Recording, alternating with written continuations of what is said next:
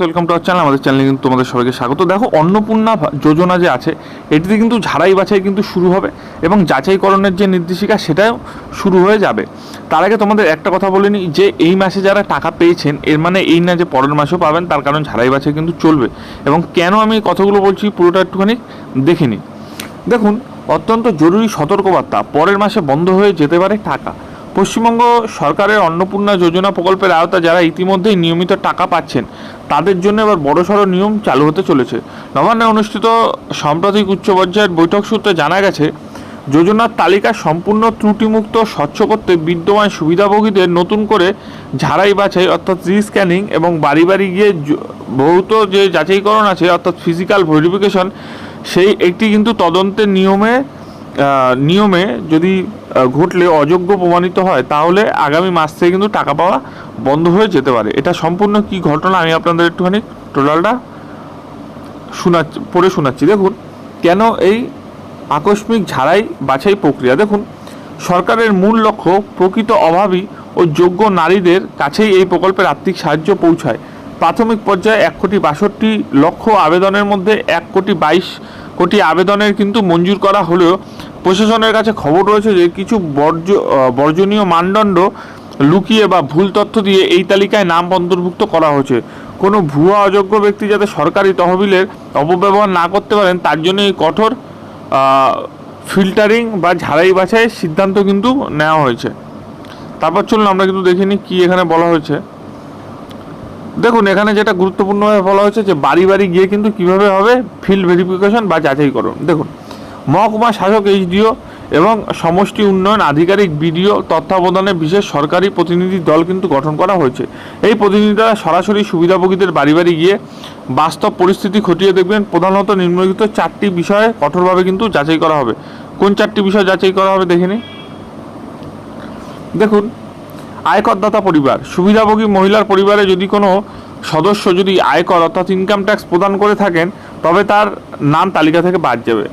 পাকা ঘরের সংখ্যা অর্থাৎ সুবিধাভোগীর 3টি বা তার বেশি পাকা কংক্রিটের ঘর থাকে তবে এই যোজনার জন্য অযোগ্য বলে বিবেচিত হবেন।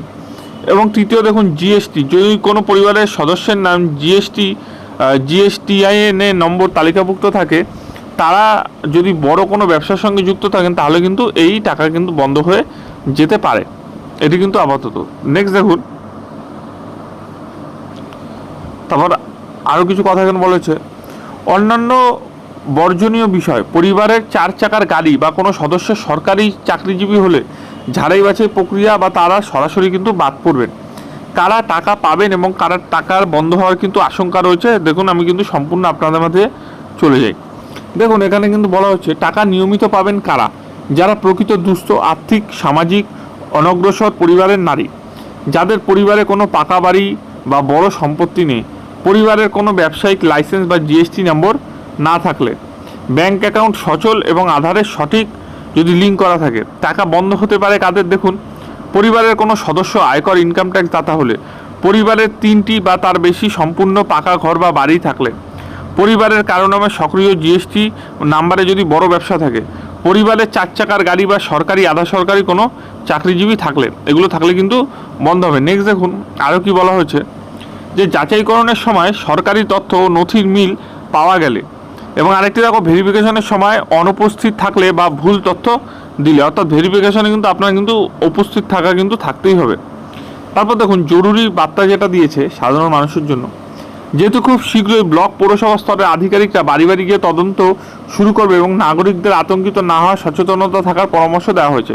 আপনার প্রাপ্তি সচল রাখতে নিচের বিষয়গুলির উপর নিশ্চিত করুন। দেখুন, সরকারি প্রতিনিধি দল আপনার বাড়িতে এলে সঠিক তথ্য দিয়ে সহযোগিতা করুন।